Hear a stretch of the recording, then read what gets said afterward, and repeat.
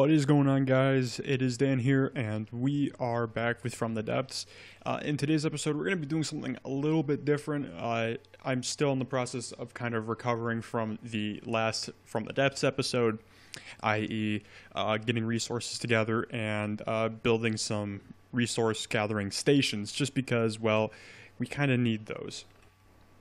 Anyway, so what we're going to be doing today is we're just going to be going through the main tank line that I have built throughout From the Depths, at least with the Ashes of the Empire campaign. So what we're looking at right now is the Pyron. So this is the first vehicle I built. This thing was kind of just utter garbage, but you will notice that the hull looks very similar to for instance, the Omen or the Obelisk, and that is because this hull has basically been repurposed throughout most of my builds. So this is the line that's going to lead up to a surprise, a prototype tank that I will hopefully be introducing in the episode tomorrow. So, Pyron. Basic garbage. It has a 236 millimeter gun, which is the same as the Obelisk, but only has one barrel.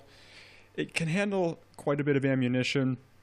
It's reasonably accurate, but don't let it fool you, because this turret is just explosive. It's not a good turret at all. And the turret piece is actually sitting right next to the ammunition, which is only defended by about 1 meter of armor in the rear. So if a tank gets the rear of this thing, it's goodbye, sweet prince. Not to mention the fact the turret is also made out of Ammarax, so it's very explosive. So Pyron, bad tank. Next we have the Helion, which is the same hull except colored it a little bit differently. That's kind of the main thing about these first four vehicles, is they're not very well decorated. This has a 402 millimeter gun. It carries about the same amount of ammunition. It's got better accuracy. I think at least better accuracy. Oh no, it's got slightly worse accuracy, but higher velocity values. However, the design I was going for here was to kind of make it look like a Jagdpanzer E100 from World of Tanks, but it kind of looks like Jagdpanzer E100's distant cousin, the one that no one wants to talk to at family gatherings because they're constantly just talking about like stupid stuff. I don't know, just fill in whatever you're thinking there. So it's basically got Ammarax right here in the back, and anything that got back here with any kind of decent armor penetration just detonated it, and it died in one hit. So two very garbage tanks. But this is where the line starts developing. Here we have the Pensacola. Now you guys might remember this from the first From the Depths episode I did, where I was showing off the vehicles. This is essentially the same vehicle except not colored. So, and I think there's a bit of a difference in the stuff inside the hull, but other than that, it is basically the same vehicle. Next, we get on to the first iteration of the Obelisk. Yes, this was the first Obelisk that I ever built. And as you can see, it's basically the hull of the Pensacola, which is basically the same hull from all these except slightly modified. But we gutted the gun. Okay, so there's more armor in the front, and we put this really terrible turret on it. I have yet to figure out why I thought this turret design was a good idea. It's massive. It's not well armored anywhere from the front. It can't point the gun. Oh wait, no, it can point the gun down because I put a massive mantlet in there.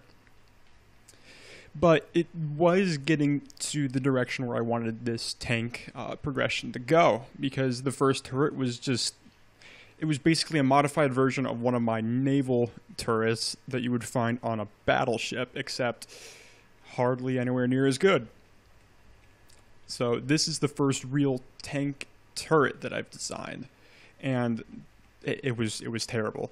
So then we moved on to the updated Obelisk, which, as you can see, the turret looks, first off, significantly better. It's a lot smaller. It's also more well armored, better armored, so it won't die as easily.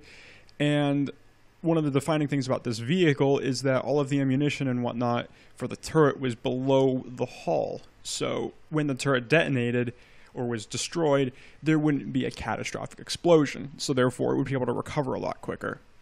So this was the beginning of our campaign, actually. So prior to me recording that first video, this was the best tank I had. These two vehicles right here, the Pensacola and the original Obelisk. And they were both terrible. Horribly inaccurate. I believe this actually fired. No, that was high explosive, definitely. So this tank was a direct upgrade. Its hull has been revamped, so it's much thicker on the sides, because that was an issue with this vehicle. One beam of armor directly into the AMRAX, which obviously isn't a very good thing if you're trying to build a well-armored tank. From the front, very strong. From the sides, garbage. From the rear, garbage. This tank all around is significantly better. So at one point, this was the best thing that we had. But then we designed the Omen. So this takes everything good about the Obelisk, everything good about the Pensacola with the really nice gun, the Obelisk with the really nice frontal armor, and basically combines all of it into having our first real main battle tank. So reasonably maneuverable, very well armored from every direction. The turret is basically impenetrable. The only way to kill the turret is if you can somehow cause an explosion to get through the narrowest of crevices between the turret and the hull, which then knocks out the turret itself. Very difficult. That seems to be the only way the turret has ever been taken off, is if there's an explosion right in here, which somehow penetrates just between the turret and the hull, that narrow gap, which technically doesn't even really exist. So I have no idea how that happens. But its AMRAX are more well protected. There's just tons more armor on it. The guns are so much better. They fire armor-piercing rounds, which, as you can see, have 1,002 meters a second. So this basically, these shells are a kilometer a second. Incredibly accurate. And they do have a high recoil force, but considering this thing is so heavy, the tank really doesn't feel it. On top of that, it can carry up to 60 shells, which is just insane for this vehicle. And it does its job well as being basically unkillable. And that's the way it was. The Omen was the top of our line, the best vehicle we had. But off camera, I've been doing a bit of work upgrading the Omen. And it's brought me to the next generation of tank warfare in our empire.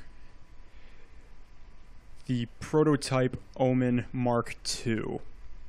So, this was the Omen. This is the Mark II.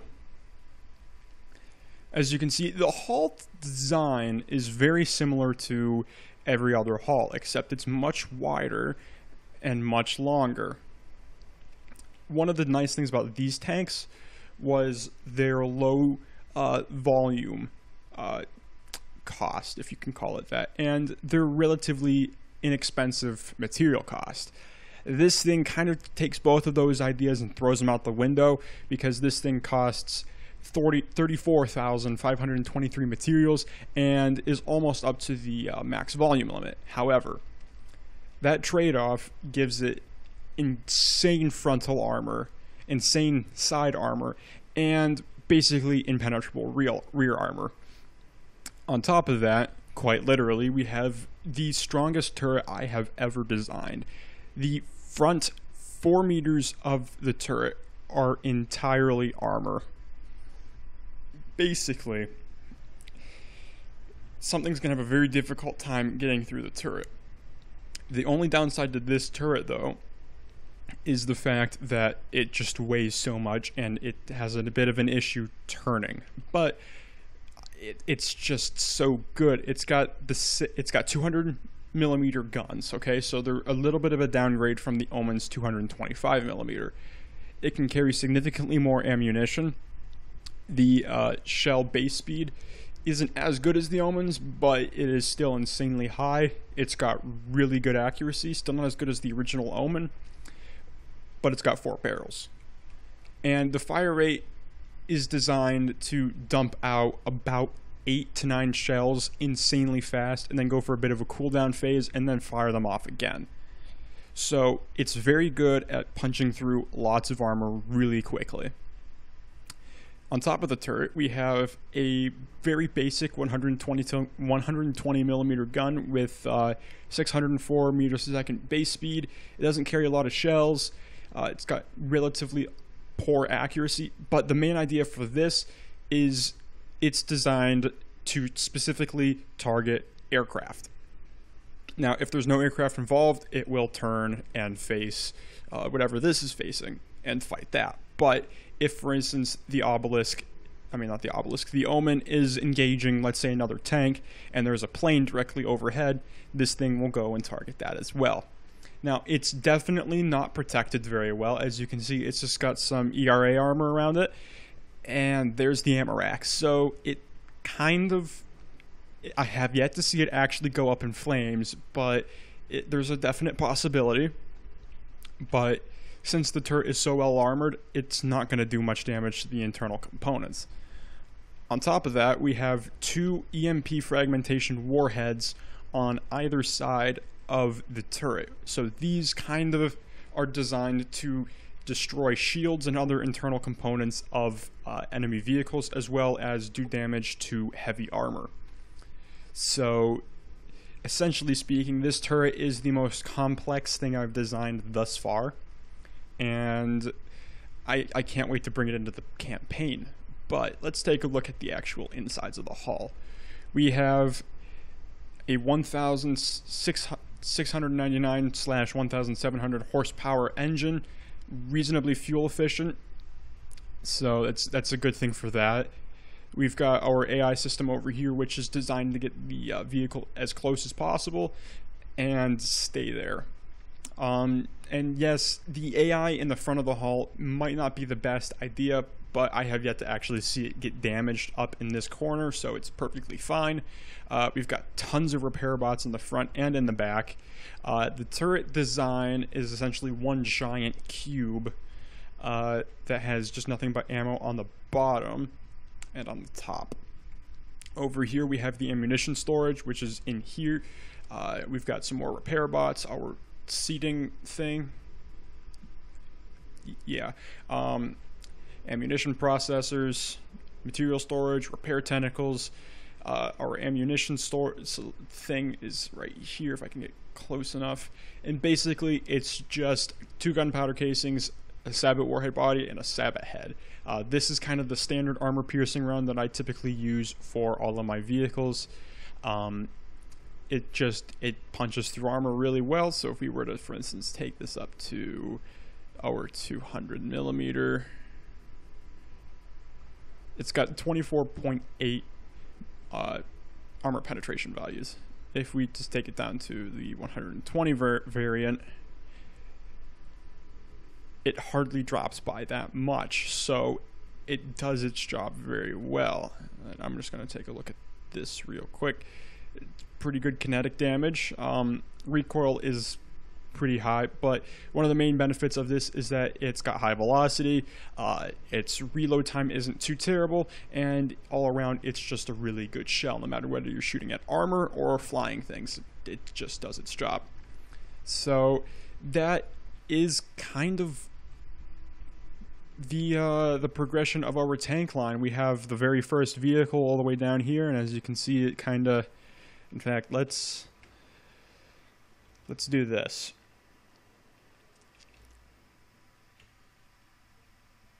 There we go.